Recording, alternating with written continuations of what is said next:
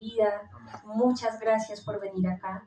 Muchas gracias también por apostarle a los proyectos también independientes de literatura autogestionada y de autores emergentes. Creo que es una apuesta general que tenemos todas y todos los convocados acá. Hoy tenemos de invitación a Sebastián Montt. Bienvenido acá a la casa. ¡A vos, Sebas! ¡Vamos, Sebas!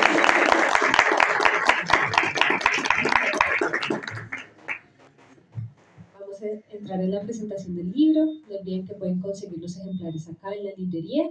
Y pues sin más preámbulos, bienvenidos. Muchas gracias por estar acá. Gracias. Bueno, muchas gracias Camila, muchas gracias al gato que bebe Vilén. Si no se alegra, creo que le alegra mucho a Moni ver a tantas personas apoyando este proyecto que ha estado sacando de manera muy artesanal y pues que me dio el honor de dar como concepto editorial de esa novela. Pues Sebastián Montt, para los que de pronto no lo conocen mucho, es docente, es pintor, músico, escritor. Tiene como otros 28 oficios listados de lo que se ha dedicado en su vida. Pues yo soy Arturo, soy filósofo y soy docente y voy a estar haciendo, pues tratando de moderar un poquito el conversatorio, igual de invitaciones a pues, si tienen preguntas o si tienen alguna intervención, pues también muy bienvenidos y bienvenidas a hacerlo. Pues la dinámica que pensamos para el conversatorio también es a través de una figura de rondas, ya que parte del eje central de la novela pues, tiene que ver con las peleas, pues específicamente las peleas guerreras. Entonces, yo voy a estar haciendo las preguntas o un poquito como poniendo un poquito de contexto a la pregunta. Y después de eso, pues con un tiempo de 3 minutos para que Montt la responda. Y una vez terminan esos 3 minutos, pues suspenderíamos hasta ahí lo que es esa pregunta y continuaríamos con otra. O si de todas maneras, si de pronto amerita retomarla en los siguientes 3 minutos, pues se retomará. Pues para empezar, y también para, pues creo que no muchos conocen la obra, más allá de pronto de lo que se ha publicado en redes sociales, pues la idea es pues preguntarle a Montt de dónde sale un poquito la idea de la novela, por qué se escribe la novela, por qué escribir esa novela ahora, y de dónde sale como ese concepto. Sobre todo pues parte de lo que hablamos cuando me la empezó a mostrar, me empezó a hablar de ella, pues me hablaba de una novela que deconstruye la masculinidad a través también de unas experiencias que ha tenido Montt. Entonces pues parte de la pregunta también es por qué sería importante hablar de construcción de la masculinidad hoy en día y qué aporta esa novela a eso.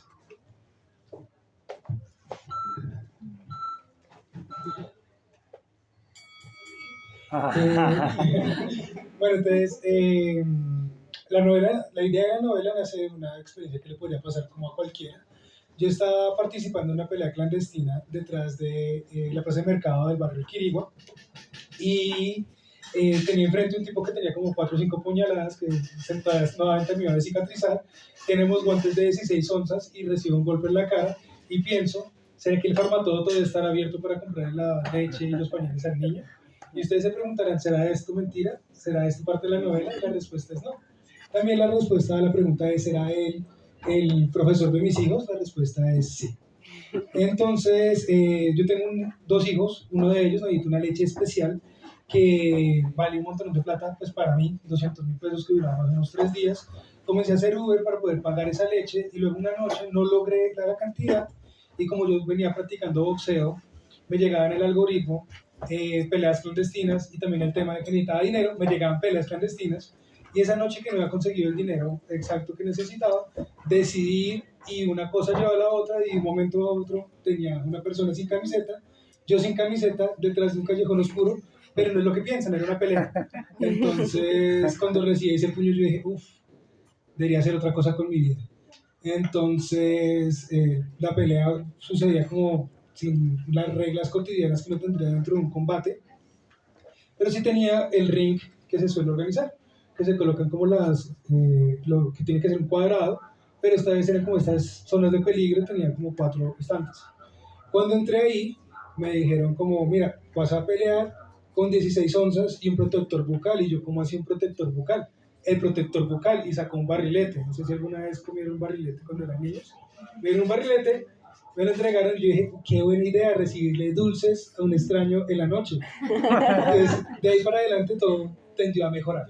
Entonces, él tenía como esta típica posición de pelea callejera donde tiene la guardia baja y tiene como el puño súper apretado mirándome con toda violencia y como mirando como, ya, vamos. Y yo, bueno, vamos a bailar juntos. Entonces, cuando mandó el puño, yo le esquivé y le boté un gancho al hígado. Y él no veía venir eso y dijo, ay, se va serio, peleé bien. Y yo como, bueno, no estamos acá en la UFC. Vamos a durar los 3 rounds porque supone que para que te pagara la pelea tenías que durar los 3 rounds. Si no, no había pelea. Eso fue lo primero que me dijeron al entrar. Entonces comenzamos ahí, después del gancho al hígado, él se sintió ofendido, entonces comenzó a pegarme los bajos.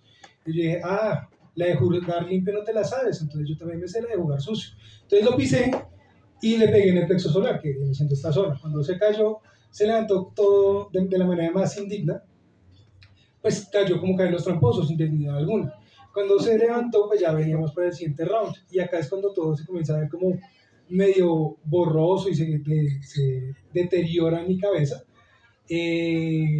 al punto en que finalizo, me dan la plata y no sé por qué llegué ahí. Luego me acuerdo que tengo hijos, luego me acuerdo que tengo una familia que me espera y luego me acuerdo que no sonó la campana porque me quedé sin internet. Entonces vamos a retomar el internet. Y dije, uy, qué round tan largo. Como el de la pelea. Precisamente como el de la pelea. Ya una vez se finalizó eso, me generé una serie de preguntas. Es primero, ¿por qué estoy ahí? Segundo, ¿cómo voy a volver a casa? Y tercero, ¿qué le voy a decir a mi esposa? Si llego a bañarme, ya va a pensar que le fui infiel. Si llego y le digo, no, es que estaba con otro hombre sin una camiseta detrás del placer Quirigua, va a pensar otra cosa. Entonces decidí callar durante un mes. Cuando al fin le pude contar la verdad, ella me dijo, mira, 3 cosas. Primero, no me gusta que me mientes. Segundo, ¿qué pasa si te sucede algo? Yo le dije, no, pues sencillo, el punto de encuentro es medicina legal. Me dijo, Sebastián, no me da nada de risa. Cuando me dijo que no daba nada de risa, sonó la campana. Bueno, muchas gracias, me ha contado varias veces la historia, y sí, toda una historia de éxito. Pues para empezar ya como el primer tema, la primera pregunta en torno a la novela, pues hay un fragmento que es como de los que más me gustaron en la novela, con el que quisiera empezar, y pues que a mi juicio también recoge mucho de lo que son, o lo que podría ser como el tema central de la novela. Entonces lo voy a leer. Afirma Crisa, que es el protagonista: tengo los conductos lagrimales calcificados por 3 décadas de entrenamiento en la escuela de la represión. Me enseñaron que el lenguaje es un error táctico y que el llanto es una fuga de aceite en el motor que debe sellarse de inmediato. Soy un analfabeto emocional con doctorado en resistencia física. Puedo describir con precisión 27 tipos de fracturas óseas, pero carezco del vocabulario básico para decir tengo miedo sin sentir que me estoy castrando en público. Mi garganta no es un canal de comunicación, es una bóveda donde se acumulan gritos tragados. Soy un hombre, lo que significa que fui diseñado para implosionar en silencio mientras el mundo aplaude mi fortaleza. Pues digamos, lo que digo me resonó mucho con lo que suelen ser algunas de las dificultades o por lo menos de los comportamientos que solemos adoptar los hombres. Y me resonó además también porque pues para el momento en el que me presenta la novela yo estaba buscando mucho sobre temas también de masculinidad, de construcción de la masculinidad y masculinidad consciente. Y ese fragmento pues describe muy bien algo que en psicología se llama alexitimia masculina normativa, que se refiere a la falta que tienen los hombres de un vocabulario para expresar sus emociones, sobre todo emociones como la tristeza o como el miedo. Entonces, pues, lo primero que quisiera preguntarle a Mont es qué nos dice esa novela sobre esa dificultad que tienen los hombres, si la novela solamente hace un diagnóstico o también propone algún tipo de alternativa, y cómo usted ha vivido también ese tipo de dificultades y cómo trató de reflejarlas en la novela.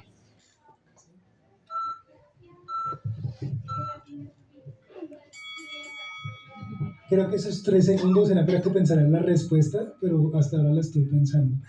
Yo no siento que esto sea como un manual, porque si lo fuera sería el peor manual del mundo después de Fight Club y textos bíblicos mal interpretados.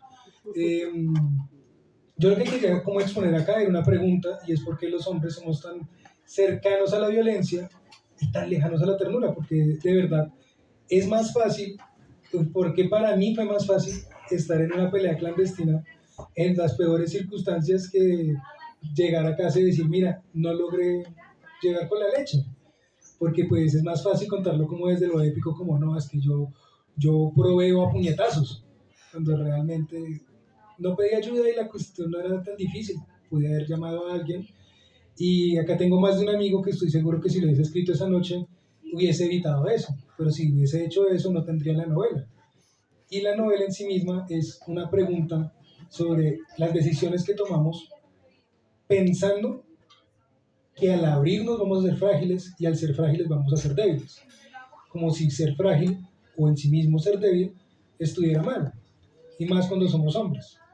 El fragmento que leíste me puso a pensar como, eso pasa casi al final, o sea, es el último capítulo y arranca con eso. Y digo, como, lo que le resonó fue el final. O sea, tuve que pasar 200 páginas para que te resonara, pero son 200 páginas entretenidas. Solo que hasta las 200 comienzas a pensar y hacerte preguntas. Y pues la idea es esa, la idea no es aleccionar, sino a través de una historia que hace metáfora de situaciones que yo he vivido, llegar como esas reflexiones que en últimas son parten de un momento triste. Quien tenga oportunidad de leerla dirá como, pero Simón se ve todo chistoso, o sea, ¿por qué escribe estas cosas tan tristes?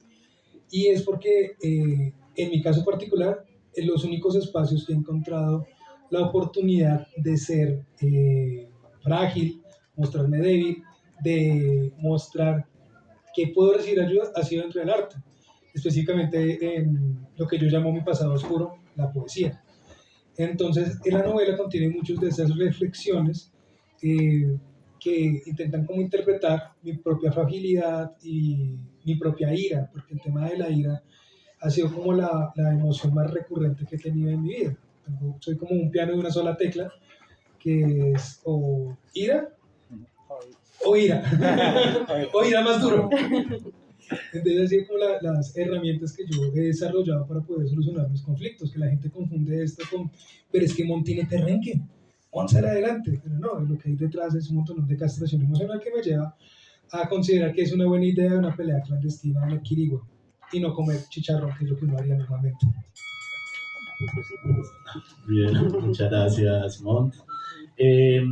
Pues digamos, ahí resuenan como varias cosas. Hay una pregunta como que dejo rápida y es si la novela entonces es netamente personal o pues a medida como de las revisiones que fuimos haciendo y que fue progresando, si usted creería que la novela retrata a toda una generación, si retrata un histórico de los hombres, pues digamos que ha sido como permanente a lo largo de la historia, sobre todo el tema de aplaudir y celebrar la violencia, que dentro de los estudios en psicología y en desarrollo infantil masculino, pues dice que la única emoción que a los hombres se les suele aprobar y se les suele validar es pues la violencia, como pues, la que decíamos una vez, un hombre no llora, un hombre se puta, y por lo general pues cuando los hombres se muestran bravos suele ser más comprensivo con eso, mientras que a las mujeres se les aprueban otro tipo de emociones, pero no se les aprueba emputarse y suele ser más condenado a mujeres ese tipo de manifestación de emociones, es decir, es una cosa como muy normativa. Pero con eso, pues el otra, pues esta, digamos, pregunta que usted hace resonar mucho, la de es más fácil participar en una pelea clandestina que ser un padre presente. Pues tengo unas ideas sobre esa pregunta y sobre la respuesta, pero pues se la preguntaría a usted. ¿Por qué es más fácil participar en una pelea clandestina que ser un padre presente? ¿Y qué sería ser un padre presente? Algo que yo no tuve. Bueno, hay como un combo agrandado con papitas de como 16 preguntas y un solo puñetazo a la cara.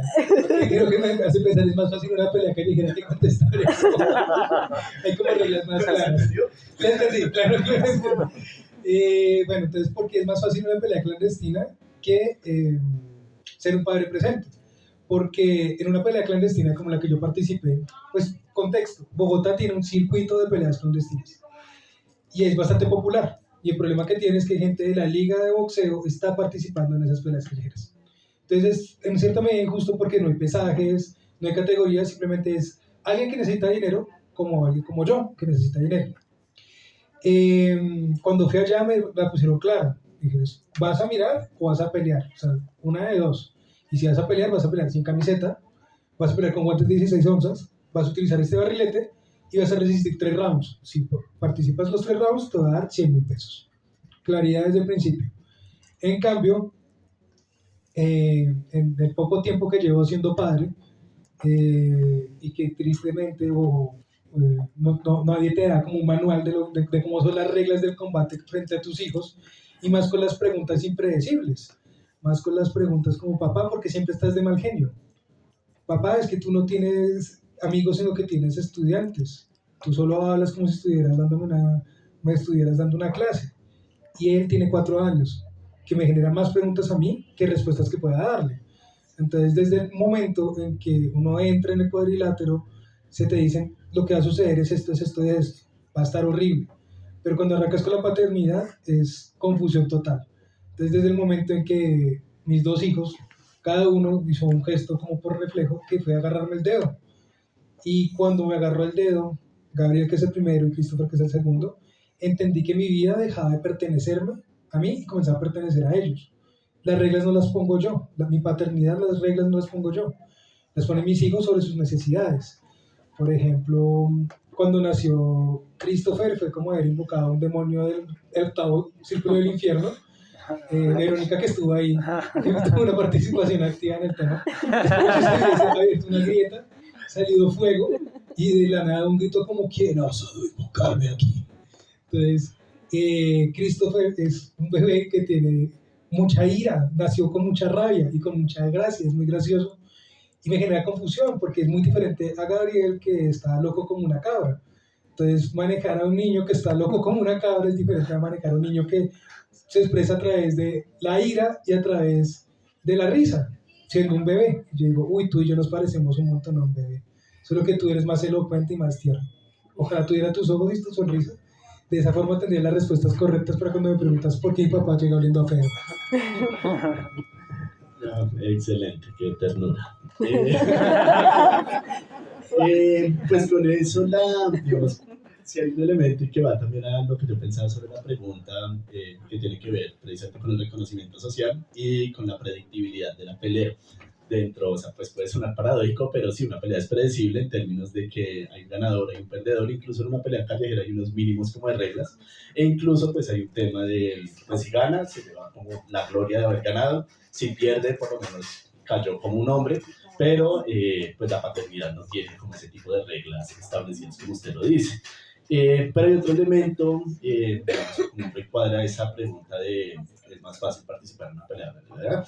Que tienen que ver también con el reconocimiento y la identidad. El tema es, o la pregunta es cómo puede pasar también con la maternidad incluso, y es, pues la pelea es reconocida y como peleador, digamos, recibe también un reconocimiento social, lo que mencioné ahorita, como de cómo aplaudimos a veces las reacciones violentas, pero pues ser un buen padre no tiene como ese mismo tipo de reconocimiento, o sea, pues no hay una UFC de paternidad y ese tipo de cosas. Pues ya yendo al personaje además de la novela, en relación con eso, pues una de las cosas y de su experiencia pues lo lleva a la pelea por el tema económico. Pero Crisa, que es el personaje, él pelea, digamos, porque sabe pelear, porque es buen peleador y porque necesita el dinero, o pelea también por un tema como de reconocimiento y de identidad, que esta es por debajo y el tema del dinero es una excusa para hacer algo que en el fondo tiene muchas ganas de hacer, que es tener una identidad como peleador, porque no se siente con identidad como padre. Digo que socio y sin reglas. Yo pienso que un buen escritor es un buen mentiroso. Pero en este caso, yo tomé a Crisa, que es el personaje principal de la novela, como mi personalidad subida como al 10% de volumen. Entonces esa pregunta que hace sobre el personaje es como una pregunta que me estoy haciendo yo en estos momentos. Entonces yo me pongo a pensar como en las primeras peleas que tuve cuando era niño, porque yo crecí en un barrio periférico de Bogotá, donde el tema de la violencia era como la segunda lengua. Entonces no estaba la opción de huir, porque digamos acá sí como una diferencia entre como un hombre que creció en el barrio que yo crecí podía solucionar sus problemas a como una chica puede solucionarlo. Entonces, digamos, si yo estaba ahí sentado, como está mi amigo acá, y yo llego y que les vamos a dar, y si él dice que no, pues ya el resto va a comenzar a caerle. Pero si una chica le decía eso, la chica podía decirle como, ay, yo no me voy a rebajar a eso. Entonces podía salir adelante con su vida con esa respuesta. En cambio, si él me contestara, ay, yo no me voy a rebajar a eso, todo el mundo como, uff, se dejó. Así crecí. Entonces, yo me pongo a pensar que en este momento de la primera infancia no me pasa a mí, sino que pasa a todo el mundo, uno identifica cosas por las que es bueno. Entonces yo me aferré con el alma a un palito que iba flotando como en el río Tunjuelito, que era el arte, porque funcionaba para el arte, no funcionaba para nada más. Pero también funcionaba para los puñetazos. Entonces como que siempre me iba bien en eso y tenía como esa garantía de puedo solucionar mis problemas a puñetazos porque pues me va a ir bien. Nunca me pregunté si era como por tener reconocimiento como peleador, porque de hecho es algo como que me avergüenza, porque hay un dualismo, entonces dicen como, ay, si es tan bueno, ¿por qué se la dejó montar por el del Uber? Y yo, bueno, ¿cuál era tu expectativa? ¿Qué show querías presenciar el día de hoy? ¿En qué desembocar? Entonces también es como una parte conflictiva de mi propia personalidad sobre la expectativa más que el reconocimiento. Es como si se esperara de mí una reacción ultraviolenta en ciertos momentos que yo no logro identificar, y cuando reacciono de manera violenta son en momentos que yo considero que debía haberlo hecho y parece ser que que se pudo haber desescalado la situación a través de un diálogo horizontal, pero mira tú que no, resultó terriblemente mal y ahora me duele la nariz. Entonces es un conflicto interno que tengo. Haber creado a Crisa me permitió como explorar esa parte de mí.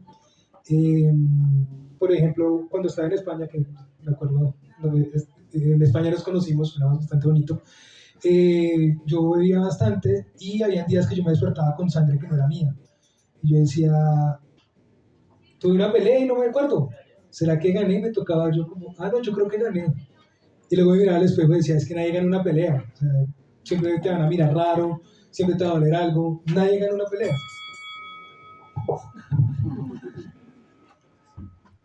Listo.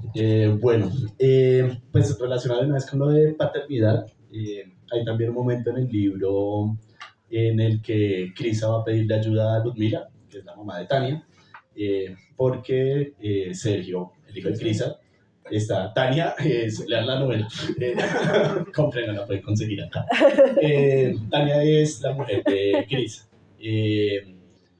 Y sí, por no spoilear, el caso es que va donde la mamá de Tania porque Sergio está muriendo y necesita ayuda, pues básicamente no sabe cómo cuidarlo. Hay varios elementos que también tienen que ver con los temas de la incompetencia de los hombres, incluso frente al tema de paternidad, que es, digamos, se espera de una madre que sea buena madre, pero no se espera de un hombre que necesariamente sea un buen padre. Y que incluso pues muchas veces se vuelve también como una profecía autocumplida. Casualmente, pues Carlos, un compañero, hablando con él, decía que él se sentía a veces muy excluido, por ejemplo, en las visitas al hospital, porque los médicos, así él estuviera con la esposa, los médicos le hablaban nada más a la esposa, y era como no se espera que usted esté presente en este tipo de situaciones. Y él decía pues que llegaba al punto casi como decir, ¿para qué voy? Y pues que eso termina reforzando él no saber o no educarse en temas de paternidad. Pero para no botar muchas preguntas, una de las cosas que primero quisiera es, Ludmila rechaza o trata con mucho desprecio a Crisa, y ahí aparecen como 3 elementos. Lo trata con desprecio, veo yo, porque es hombre, lo trata con desprecio porque es latino, y Ludmila es rusa, y lo trata con desprecio porque es pobre. Entonces, ¿cómo se explora la intersección de esos 3 elementos también en la novela?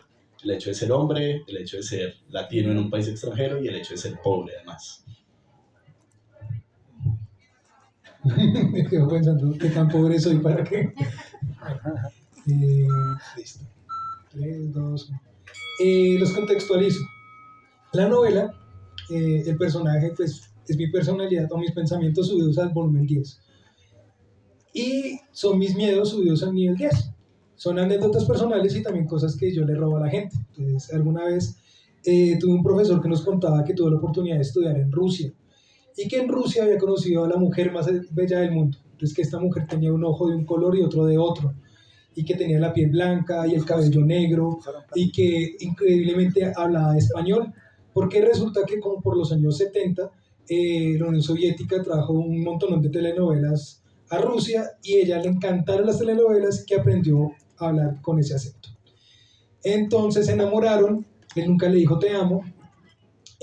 Cuando llegó el día de confesarle a ella que está embarazada, él quería irse y solamente quería irse como para decir cómo pude abandonar a la mujer más bella del mundo en Rusia, solo porque quería contar la anécdota. O sea, imaginen el calibre de idiotez que me estoy inventando con esta anécdota. Después de esto, ella muere en el parto. Y cuando muere en el parto, él comienza a culpar a su hijo por la muerte de ella, como si él al nacer la asesinara, como que hubiese sido una vida por otro. Entonces cuando llegó a casa comenzó a emborracharse supremamente duro y el niño lloraba, lloraba y lloraba. Luego, cuando dejó de llorar, se preocupó. Digo como, uy, se me murió. Y cuando fue a mirarlo, estaba así todo azul, todo pálido, famélico. Entonces comenzó, ahí sí se le despertó todo el amor que podía tener por la vida misma. Entonces agarró al niño y lo metió dentro de una sábana e intentó casi meterlo a hornear y el chino no revivía, pero seguía respirando. Intentó dar sopa y no revivía, pero seguía respirando. Entonces dijo, no, pues me tocó pedir ayuda. Entonces se fue donde la mamá de lo que era su pareja y le dijo en un ruso supremamente roto, como, no, es que pasó esto, paploshka. Eso es mi ruso. Le dice esto y ella le habla también en un español perfectamente pronunciado. Le dice como, usted lo que tiene que hacer es criarlo como un bebé ruso, tiene que darle un poco de vodka a la leche. Y lo saca a pasear por el frío. Él tiene que entender que el frío es su amigo, no es su enemigo. Él es un niño ruso, no es un latino como usted. Entonces, él en esa desesperación lo hizo y el niño sobrevivió y ahí entendió que la suegra que tenía no le hablaba, no porque no supiera el idioma, sino porque no lo quería a él.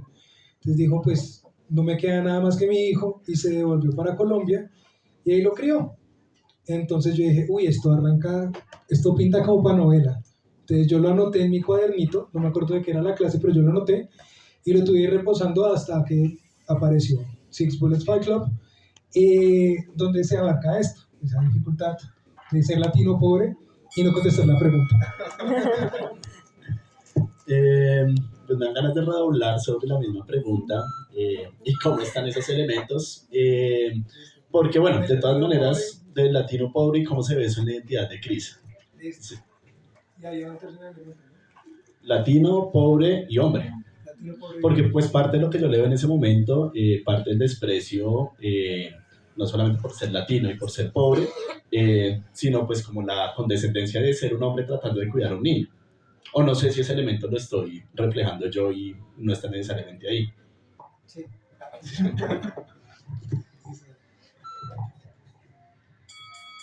Listo, entonces yo tomé esto como si fuera mi tabla de surf, para sortear un mar lleno de ideas y de esperanzas que desembocarían eventualmente en una novela. Y yo pensé en el momento que escuché esa historia como eso es algo que solamente le pasó a mi profesor, porque es un imbécil. Pero resulta que no. Resulta que cuando ya me enfrenté a mi propia experiencia de paternidad, sí se me trata de esa manera condescendiente, no es que me voy a quedar con mis 2 hijos, como seguro que no quieres un adulto a tu lado que supervise la situación. No quiero llegar y encontrar reguero de los 3. Y yo, pero ¿por qué los 3? O sea, soy yo el que es el adulto responsable, el que va a cuidar a mis hijos. No, es más bien como que los protejas y los intentan violar. Para eso te tengo a ti.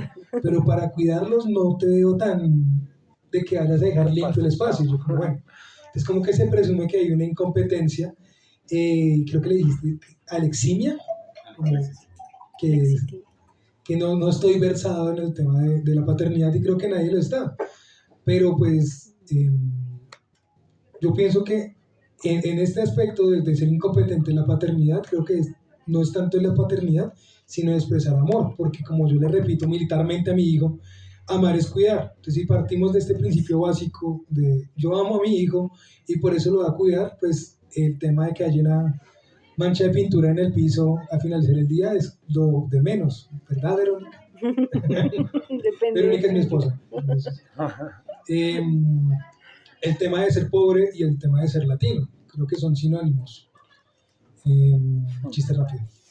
Entonces, ser pobre no tendría que ahondearlo en pobreza en qué términos, pobreza en términos afectivos, pobreza en términos económicos, digamos lo que me llevó a mí a tomar la decisión de estar en una pelea clandestina no fue tanto la pobreza económica, porque pues no me considero que esté en el margen de pobreza, pero sí alguien que es pobre a nivel emocional o pobre de herramientas. Entonces quizás esa pobreza se expresa en malas decisiones que tienen unas consecuencias permanentes, en el sentido en que mis hijos me ven como una referencia, e incluso mis alumnos cuando les cuento esto dentro de un café en Quinta Camacho y dicen como, si el profe hizo eso, escribió una novela, ¿yo qué puedo lograr? Niños, no hagan eso, no intenten esto en casa. Y el tema de ser latino.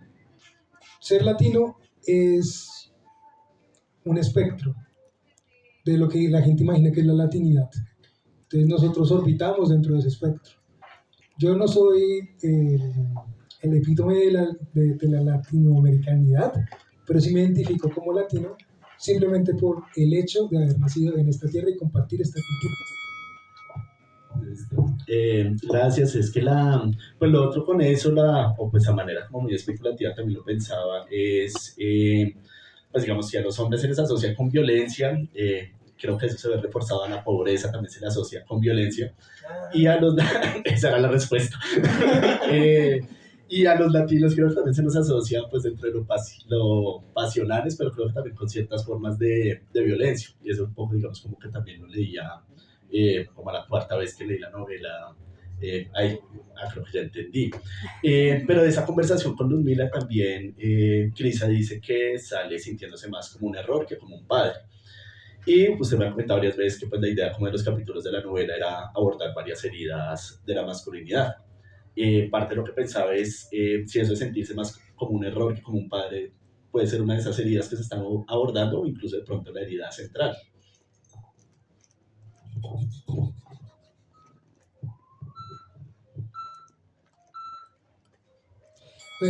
Pero yo creo que el error principal acá es pensar que la paternidad es un trabajo solitario o que la maternidad es un trabajo solitario, es un trabajo en grupo.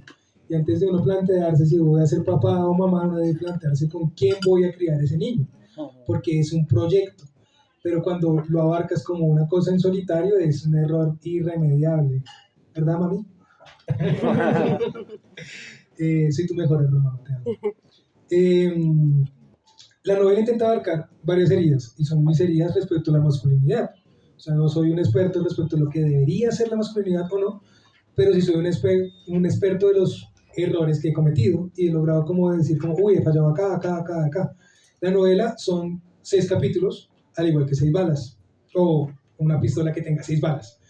Y cada capítulo intenta abarcar una de esas heridas. Entonces, digamos, cada quien, ¿han escuchado esa frase que dice, el cuerpo es territorio? Pues lo es. Entonces la manera en que yo habito el mundo es a través de mi cuerpo y las inseguridades y las heridas que tengo son a través del mismo. Yo he llegado a pesar 140 kilos, he llegado a pesar 78 kilos, 86, 90, 95, así. Entonces eso hace que la gente se relacione conmigo diferente y yo me relacione con la gente diferente. Hubo un momento que fue como mi prime, que yo utilicé como para la fotografía de publicidad, y cuando la coloqué todo orgulloso, Verónica me dice como, pero tú ya no te ves así. Y yo dije, sí, pero el personaje sí. Y como que, bueno, piénsalo de esta forma. Entonces el tema de la relación con el cuerpo y la herida que tengo con el cuerpo intento abarcarla en el capítulo 2 en específico, que es, ¿qué implica ser un hombre de mis dimensiones? Y digo de mis dimensiones porque en mi familia paterna, no materna porque esa mujer llena de ternura fue la que me crió, mide 1,40. Yo mido 1,85, pero en la familia de mi padre soy el más bajito.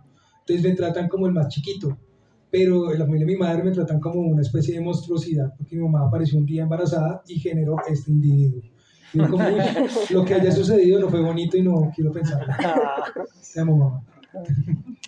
Entonces, esto para mí fue más bien como una oportunidad de, no de juzgarme, sino de reconciliarme conmigo mismo y de verme por lo que soy, no por lo que podría ser o por lo que no pude ser, sino lo que es lo que hay. Por eso digo como que pues no hay reglas, porque pues lo que es lo que hay, ¿no? E intento como que mis hijos en algún momento se pregunten, bueno, ¿y cómo era mi papá? pues lo tengan a través del retrato de la novela, que digan como, ah, claro, por eso mi papá siempre está de mal genio, ah, claro, por eso mi papá se ríe y no llora, ah, claro, por eso me llamó Christopher Noah, ese tipo de cosas. Yo creo que no hay mejor manera de uno confesarse que escribir. Muy bien, muchas gracias, Mont. ¿Cómo vamos? ¿Bien? Bien. Sí. Recuerden comprar la novela entonces. Bueno, ya que habla de cuerpo, conecta con la otra pregunta que iba a hacer, que tiene que ver precisamente con la forma en la que se muestra el cuerpo en la novela. Crisa también varias veces como que habla en términos de su cuerpo, de que ya está viejo, de que ya está gordo, y se compara además con Oleg, que es como algo así como el villano, de cierta manera como de la novela, que es como el jefe que maneja este club clandestino de peleas, y que pues lo ve muchas veces no solamente como materialmente superior en términos de que es rico y tiene como todo ese poder económico, sino pues que además como que es grande, es fuerte, es súper seguro del mismo. Entonces quería preguntar también como de qué forma la novela quiere retratar, quiere hablar sobre la relación que los hombres tenemos con nuestros propios cuerpos. Sobre todo porque a raíz incluso como el tema de la pelea es, pues algunos como estudios de sociología pues hablan de que la forma en la que nos relacionamos con el cuerpo los hombres suele ser muy orientada como a trabajo duro, a trabajo mecánico, o sea, como que el cuerpo de un hombre sirve para que sea un buen soldado, para que sea un buen guerrero, para que sea un buen obrero, pero no se nos suele enseñar el cuerpo pues también como una forma de cuidado, como algo que debemos cuidar y a través de lo cual podemos cuidar a los demás. Entonces, ¿cómo habla o cómo escribió usted que habla la novela también de nuestra relación con el cuerpo? Y si hay algo que proponga la novela o usted.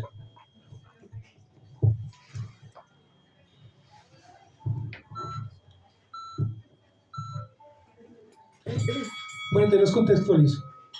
La novela arranca en Rusia. Entonces hay un tipo, piénsenme a mí, y tengo una capota. Y me la quitan y lo primero que veo es a Verónica embarazada de 8 meses, con un revólver acá y otro en sus manos para que juegue la ruleta rusa. Y yo digo como, sé dónde estoy en una pelea del Club de las 6 balas.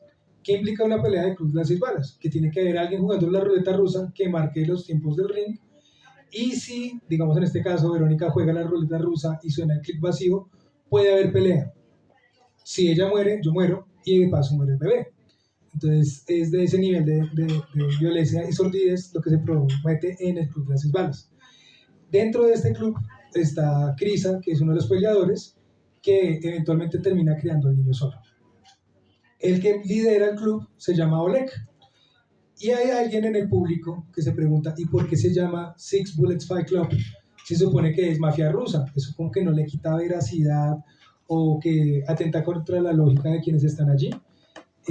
A lo que le responde sacando un revólver, pone una bala, la gira y después se dispara, no suena nada, luego pone otra bala, o sea, vuelve a hacer el mismo proceso, gira el carrilete y luego le apunta al tipo que le preguntó y le vuelan los sesos.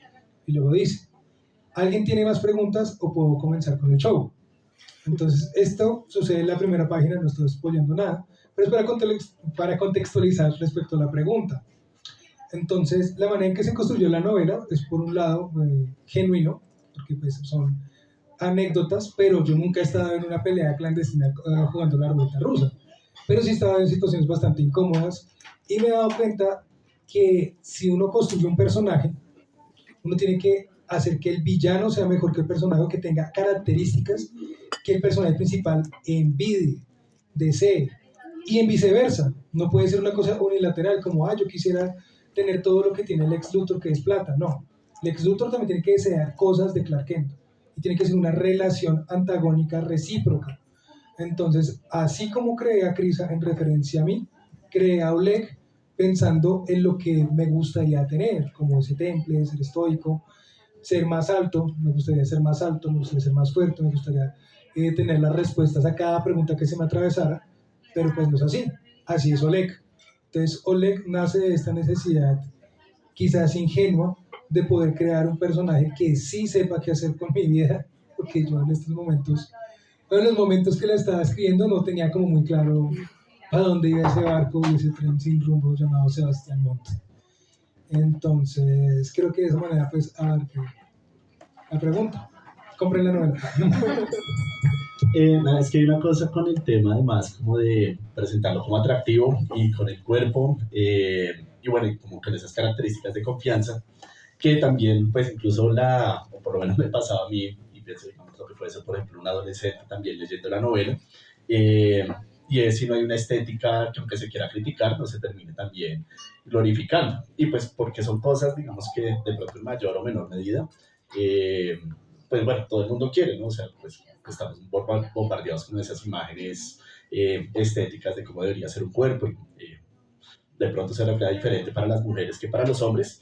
Pero pues me sucedía un poco eso, ¿no? Claro, pues yo le hago el chiste también como un montón de características de como que quiero ser el amigo peligroso, ¿no? Y que no les guste que salga conmigo porque quién sabe qué pasa. Y esto como de sentirse a veces insuficiente. Eh, y si eso ya, o digamos, un peligro, también que lo mencionaba usted, como se supone que no es un manual, pero si no puede terminar como glorificando o presentando como de una manera demasiado atractiva lo que supuestamente la novela quiere criticar. Precisamente el hecho de un hombre que resuelve las cosas yendo a peleas, que resuelve las cosas pues ganándose esta plata a través como de estos circuitos de violencia. Y si eso, ¿cómo evitar que eso se convierta, pues no en lo, sí, cómo evitar que se convierta en el mensaje que se lleva a la gente de la novela, sino que se entienda que es una crítica que se está haciendo con ese tipo de trayectorias?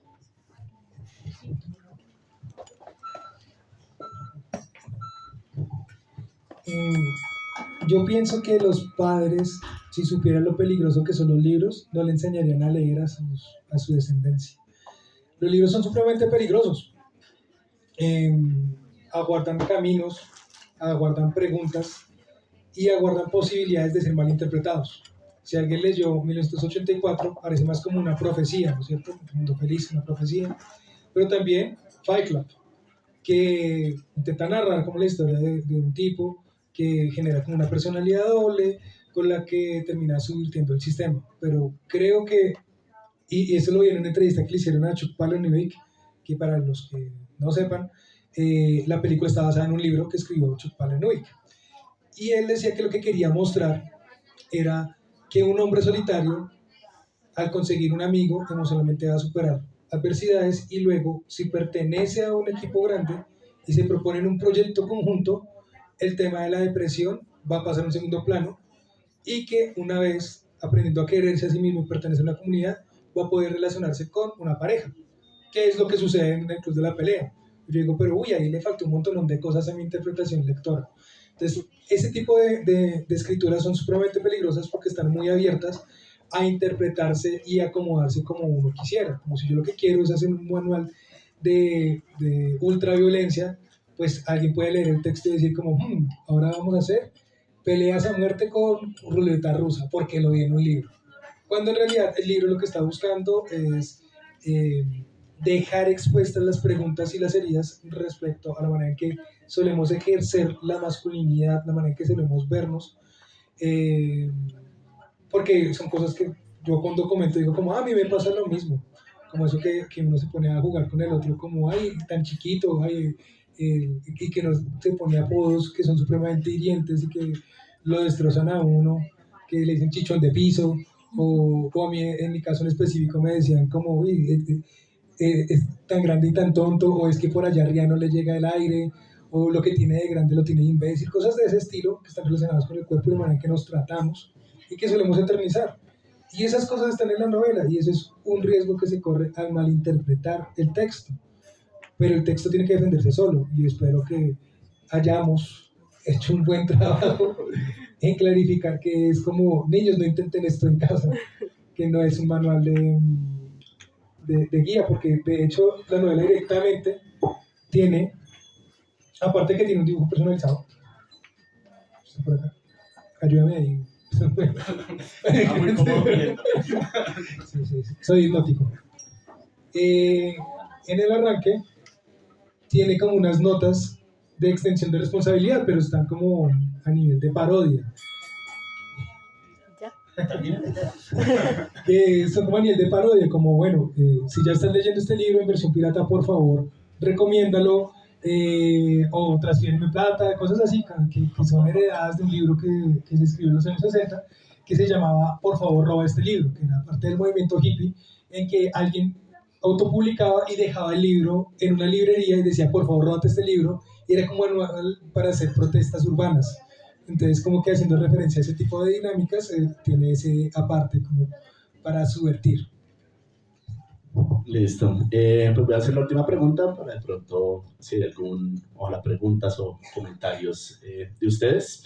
Pero bueno, bueno, no es una novela femenina, ni es una novela feminista, ni pretende serlo, que está bien. Pero pues quería preguntarle qué le ofrece esta novela a una lectora y si usted pensó en lectoras al momento de escribir la novela.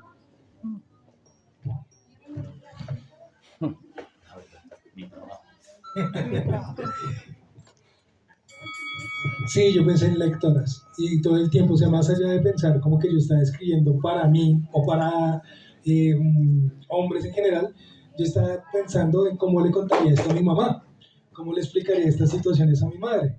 Y en general, una deuda que yo siento que tenemos en general los autores es la manera plana en que escribimos personajes femeninos. Entonces los personajes femeninos suelen ser, ya que me corregirá Vanessa, que suelen ser, es que esto se llama como, tiene un nombre en específico, que cuando hay un personaje que tiene que rescatar a una princesa, se llama como la dama en el refrigerador. Entonces, que es la motivación oculta que tiene el personaje para atravesar todo el camino del héroe.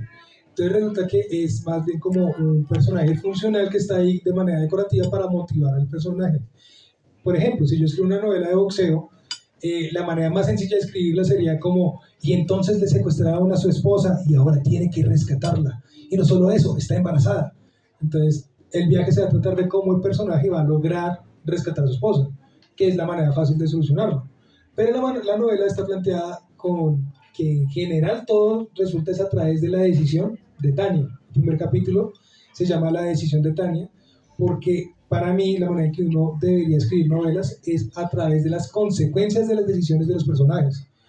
Y que si hay un personaje que es de alguna manera decorativo, ni siquiera tener nombre, pero si es un personaje tan importante como la pareja, tiene que tener no solo nombre, apellido, historia, sino influencia en las decisiones y consecuencias de la historia. Y eso fue lo que intenté hacer acá. Intenté como retratar este viaje del héroe como en consecuencia de una decisión femenina, también de una perspectiva de lo que es para mí el amor, que pues, puede sonar falta de creatividad, incluso clichésudo, pero intenté retratar al amor de mi vida y mi relación que tengo con ella y amplificar el miedo que tengo, no que tenía, que tengo, de que se muera. Porque cuando estuve en embarazo yo dije, no, se me va a morir. No, esto se va a morir a mitad y me va a quedar solo, o se va a morir ella y me va a quedar con el bebé, y no, esto va a ser terrible, entonces como que intenté tomar eso. Y mi relación con ella, lo que yo dimensiono por amor, es lo que está retratado ahí. También lo pensé como, esta es una carta de amor para Verónica. O sea, hay un capítulo dedicado como a que sea una carta de amor. Ojalá se entienda de esa forma. Entonces, yo pensé en mujeres en el momento de que escribí, sí, pero no como con una ideología, sino con una intención narrativa de subvertir la técnica, de sacar a la mujer del congelador y que esa mujer del congelador tuviera agenciamiento dentro de la historia, dentro de la trama.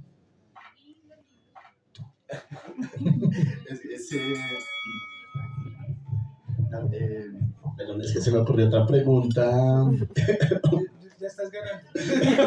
Yo esta pelea la perdí por puntos, por lo que estoy acá en la esquina. Pero la dejamos para el próximo conversatorio, para que vaya.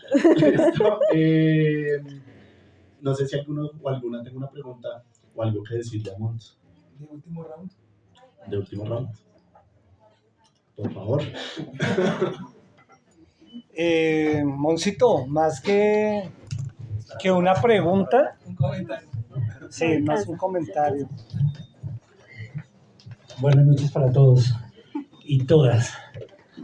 Moncito, más que cualquier cosa es, primero, agradecerle a Dios por este espacio, por este momento, a tu madre porque se dio la posibilidad de crearte y de que tú nacieras y darle brillo a muchas personas que lo han logrado. tú le has dado brillo a muchas personas y entre esas me adhiero. Le agradezco a eso, le agradezco a Arturo por estar ahí presente también, a Verónica y a tus hijos increíbles que tienes y que son dos mundos diferentes y que en verdad, qué bonito, mira, les voy a decir algo cierto. Cuando yo llegué, pensé que iban a empezar a hablar de la novela y que iba a empezar como empieza la novela, que la novela empieza con que todo está oscuro, imagínense la vaina, usted no ve nada. Y llegan y le quitan la capota, y cuando le quitan la capota está cansado, está agotado, está con los sudor así, y pum, abre los ojos, y lo primero que ve es a la mujer que ama. Y cuando la está viendo, usted se alegra, pero se le pasa esa alegría cuando ve que le está apuntando con un arma a la cabeza a usted. Y en ese momento uno dice, ¿y qué pasa? Pero si es la esposa, ¿qué pasó? Y aún se abre más el campo cuando uno sale del colegio, los chicos que están acá se crece y se abre un espacio grandísimo y cuando él abre más los ojos se da cuenta que a la esposa le están apuntando y está embarazada. Y la orden es, en el revólver, una sola bala y dispárele. Y si ella no lo hace, porque la primera reacción de ella es, no le voy a disparar a mi esposo. Pero le están diciendo, si tú no disparas, voy a decirle al que te está apuntando que le dispare y se va a morir usted y se va a morir el hijo. Y lo primero que hace Crisa, ahí es le dice, hágale. Es preferible que yo muera a que mueras tú y que muera el bebé. Y esa es la primera parte de la escena que es así toda wow. Y uno queda como que, ¿y ahora qué va a pasar? ¿Y ella va a jalar el gatillo o no? Y es una complicidad que tienen los dos. Cuando yo me senté acá pensé que íbamos a empezar por eso. Y resulta que fue muy bonito porque Arturo, te felicito Arturo, lograste hacer unas preguntas que de verdad lo hacen creer a uno como hombre, ¿será que yo puedo? Y es verdad, hay momentos, yo se lo decía a mi esposo ahorita que veníamos y le decía, hay momentos en que uno no puede. Y uno tiene que sencillamente decir, no puedo, y necesito ayuda, como lo que pide el autor. Yo los felicito a los dos por este momento tan bonito que nos regalan. Más que cualquier cosa es una felicitación. Esa idea de colocar la campana para cada round y cada pregunta espectacular, los felicito. Y sé que, Moncito, créeme, todos los que nos compremos esa novela hoy y que la tengamos en nuestra casa cuando tú seas muy famoso y que va a ser así, amén, vamos a decir, lo conocimos ahí y lo tuvimos así de cerca. Es un privilegio para nosotros. Gracias por todo, Moncito, y gracias, Arturo. Me gustó más tu novela que la mía. Muchas gracias, Hernán, por las palabras. Y sí, extiendo también que le agradezco mucho a Amor que me permita hacer parte de eso. Me acordé de unas cosas que tengo que hablar con mi psicóloga. Pero, ¿alguna otra? Recibimos halagos, por supuesto. Si alguien más quiere decir algo, adelante. Bueno, buenas noches. Sebastián, yo tengo una pregunta con respecto a pues, lo que estabas discutiendo con Arturo. Veo una reflexión personal muy, muy chévere, pero más allá de la reflexión personal, si yo compro tu libro, no lo voy a leer desde una perspectiva personal. ¿Qué le quedaría a una persona, mujer, hombre, una persona no binaria, quien sea que lea ese libro, Sebastián? No desde una perspectiva personal de contar mi historia, porque evidentemente es una novela con personajes y demás. Y en torno a todos esos elementos que te planteaba tú, yo también me preguntaba, si yo leo, no quiero leer solamente a Sebastián Monte, ¿qué leería? Esa es mi pregunta.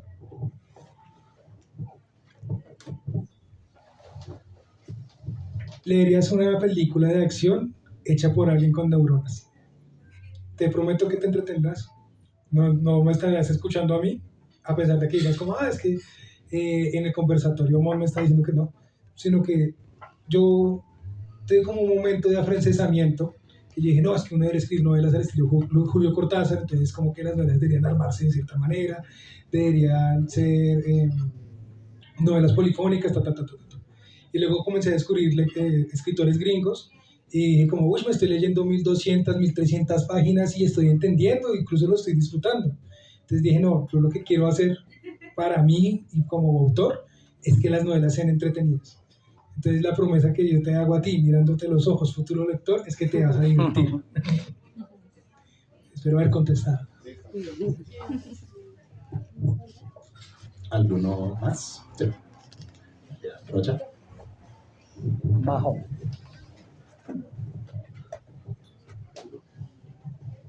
Hola. No, profe, te quiero mucho. Traje flores. ¡Bravo!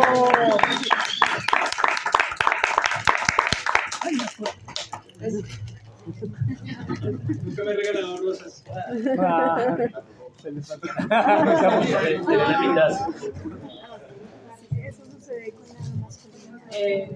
Aproveché que el micrófono pasó por acá.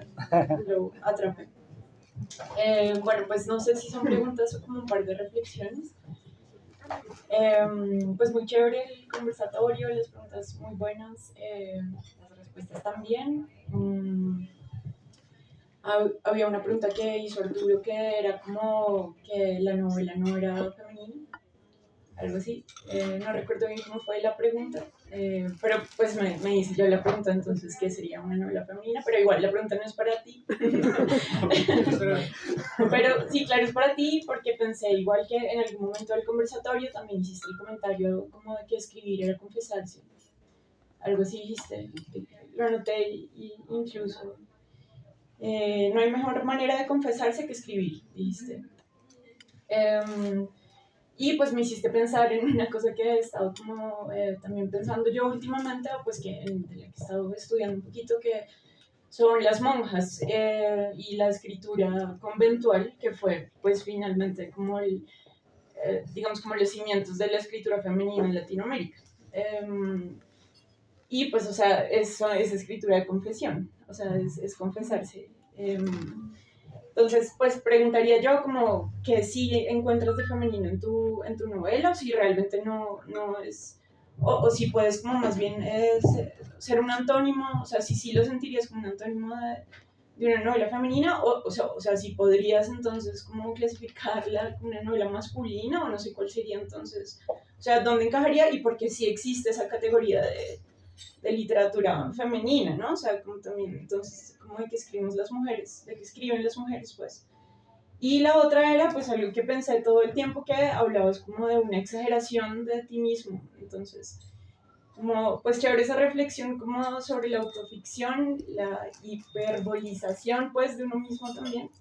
Me hiciste acordar mucho de un ensayo corto que tiene Orhan Pamuk, no sé si lo conoces, un escritor, bueno, de Estambul, turco, que el texto se llama ¿De verdad le sucedió todo esto, señor Pamuk? Y es como una reflexión muy interesante sobre la ficción y la verdad en la literatura y pues como ambas de cierta manera existen también.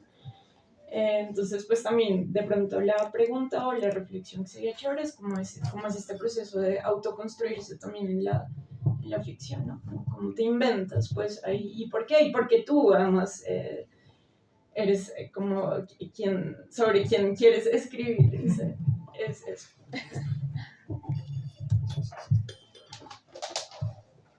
Bueno, ese fue un combo agrandadísimo que ya está en el piso y como que voy a recoger mis dientes mientras contesto la pregunta y voy a ir como por partes. Y acá siento que se tiene como un poquito más de, ¿cómo decirlo? Como de bagaje lo que viene siendo Sebastián Arturo, porque no te salva Sebastián.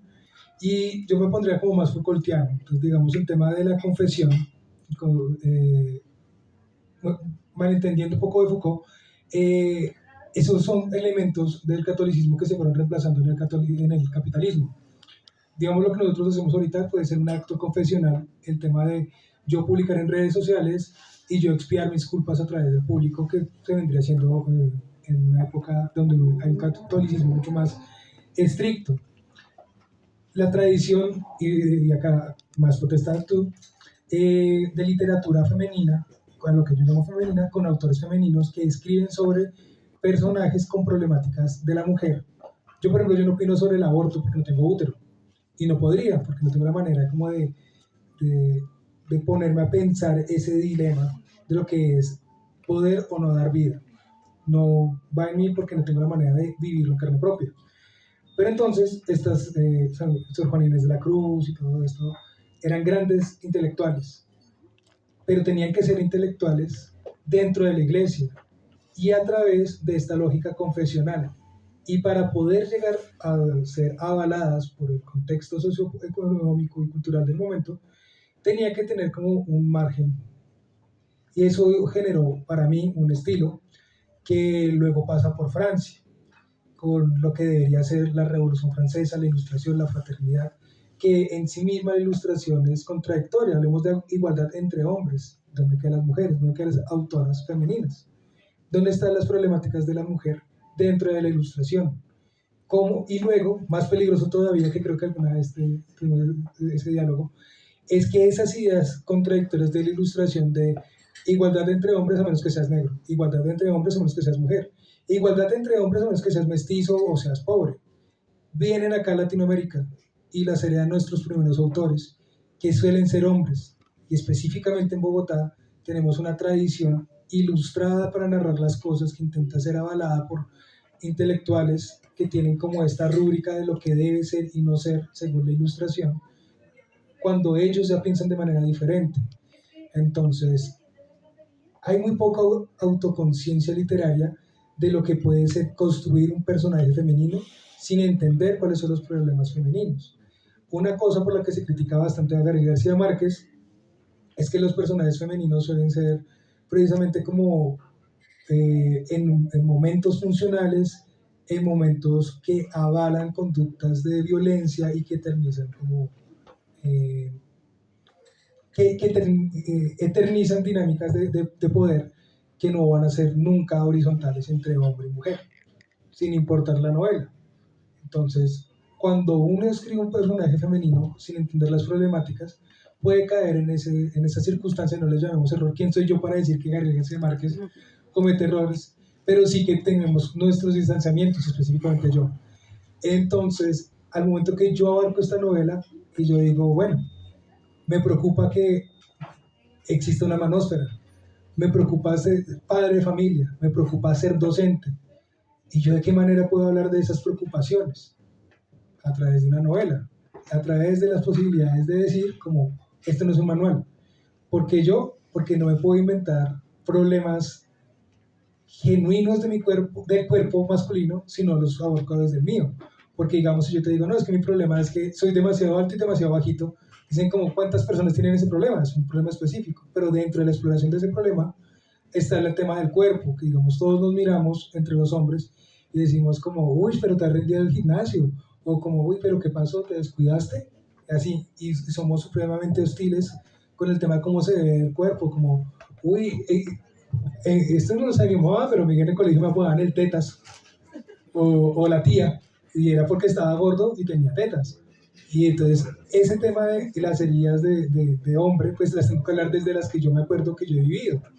Entonces, es básicamente por eso, no es que yo sea un ser mágico, místico que diga como, ustedes deben conocer sobre mi vida, sino que la novela no es una historia que me haya pasado a mí, sino que me coloco como en situación.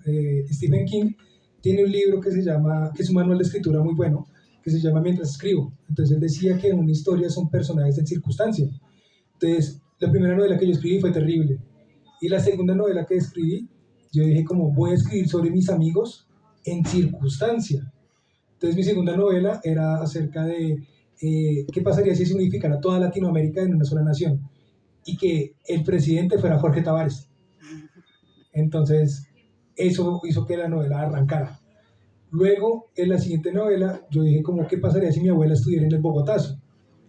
Y en esta es la primera vez que me tomó a mí, ¿qué pasaría si yo estuviera en un club de peleas clandestinas? Es más bien como mi metodología. Espero haber contestado eso con dignidad.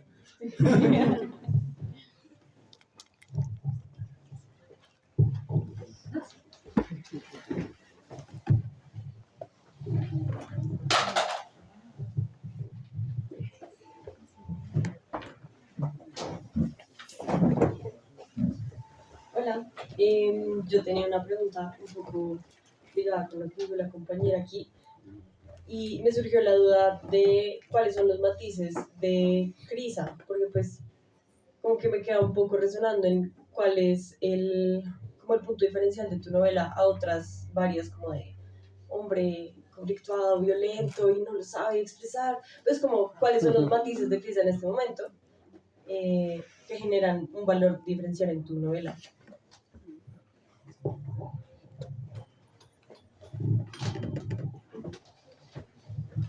Yo creería que son dos.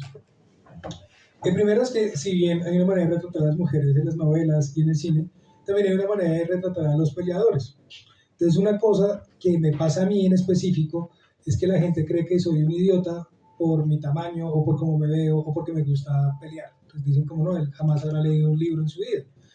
Entonces el personaje tiene una voz narrativa que pues demuestra que es alguien que le gusta leer. No es el cliché de es que es un escritor en circunstancia, sino que tiene una voz que es autorreflexiva, que suele disgregar y suele llegar como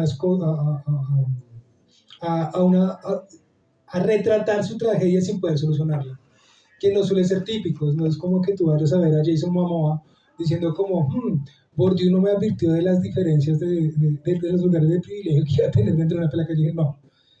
Lo que vas a encontrar ahí de manera diferencial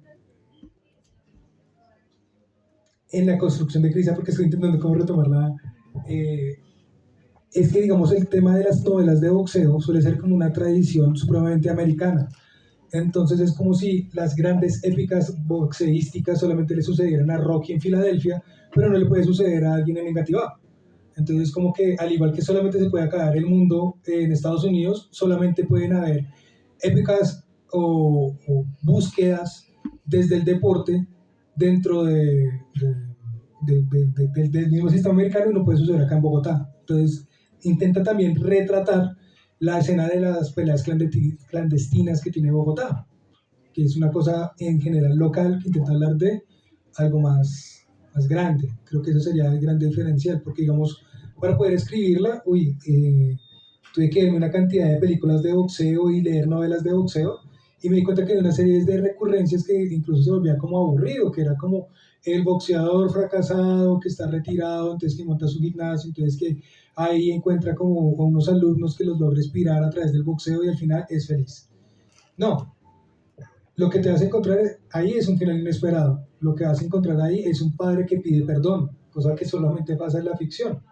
Entonces aproveché el espacio para crear un personaje, un padre que pidiera perdón, pero después de un proceso de encontrar eso. En términos de lo que busca el personaje, es la paternidad. Hay como un ciclo del héroe donde se le presenta el conflicto, la invitación a la aventura y la rechaza.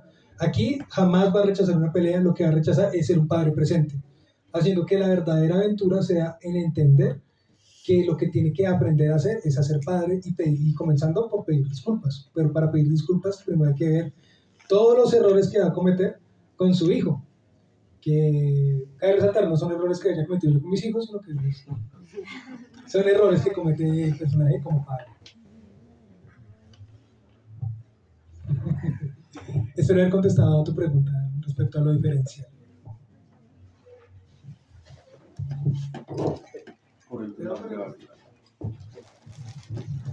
Gracias. Yo, escuchando las últimas preguntas, me acordaba una idea de Humberto Eco.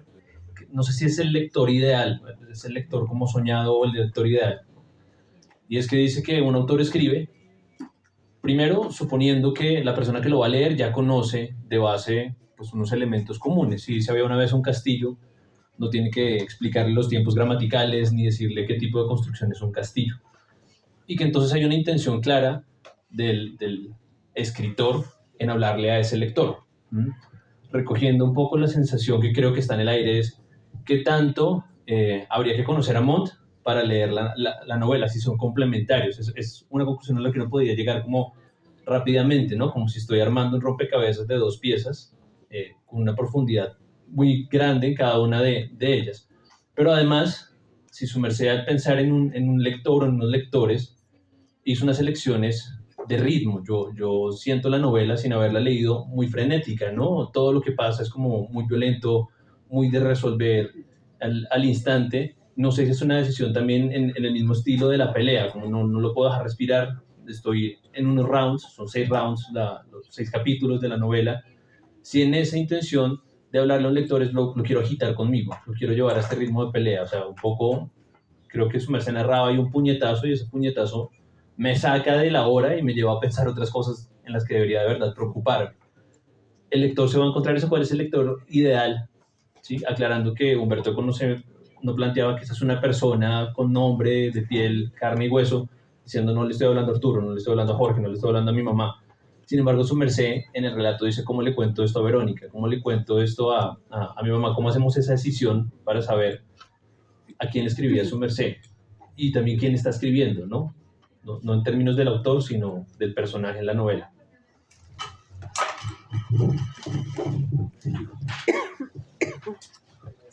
Señor Pamuk, ¿usted le pasó todo eso? Señor Montt, ¿usted le pasó todo eso?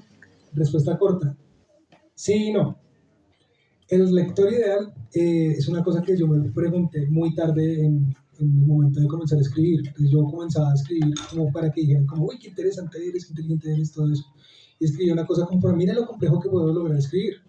Y luego dije como, no, hay que pensar en escribir algo que se pueda colocar en Netflix. En algo que la gente pueda sentarse y sea una maratón. Pero no pues se puede quedar como en lo superficial. Es decir, como que se puede abarcar esto. Borges decía, yo solo escribo libros que me gustaría leer. Entonces el lector ideal, me pensé como, yo al principio como, yo qué vería en Netflix, yo qué disfrutaría de ver en Netflix en este momento en específico.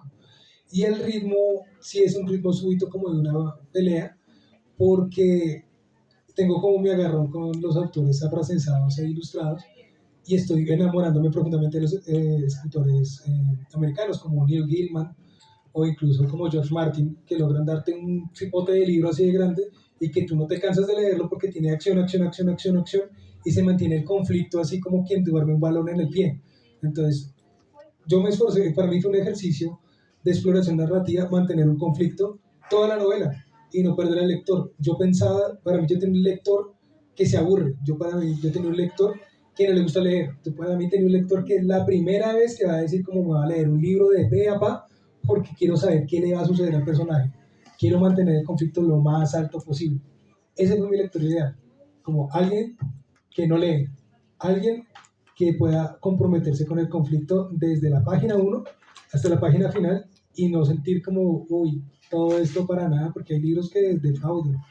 Y yo dije, yo quiero escribir un libro, quiero escribir una novela, en específico quiero abarcar una historia que al final el conflicto se resuelva y el lector que estuvo siguiendo el conflicto pe a pa, sufriendo página a página, diga como,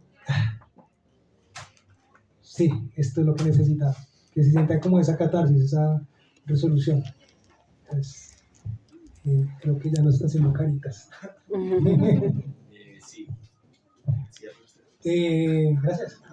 Bueno, primero que todo quiero agradecerles a... Dime. Qué pena, profe. Bueno, perdón si no está muy bien formulado. Pero, pues como tú mencionaste al principio, quizás de una manera como de humor, a la que alguien mencionó como algo de un padre presente y tú dijiste es algo que yo no tuve. ¿En qué momento tú te pudiste dar cuenta en la diferencia entre una buena paternidad o una paternidad fallida para poder plasmarla en tu libro? Al no tener una figura paternal.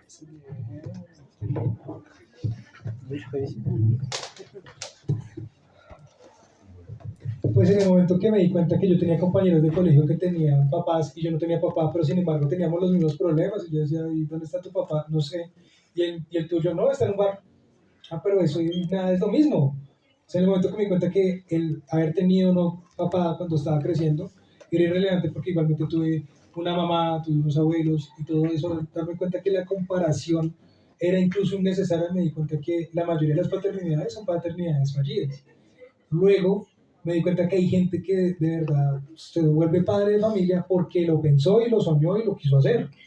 Y ya es solamente el hecho de quedarse, intentarlo, lucharlo, ya es un campo de batalla épico. Una cosa de clichés de las novelas es que la paternidad en las novelas suele mostrarse como que es la manera de resignificar el personaje violento.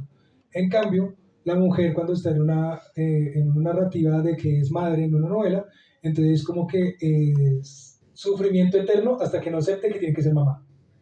Entonces como que son unas historias que antes había como unos esquemas de repetición de novelas, como que te decían, ¿quieres escribir una novela de cierta forma? Sigue este formulario.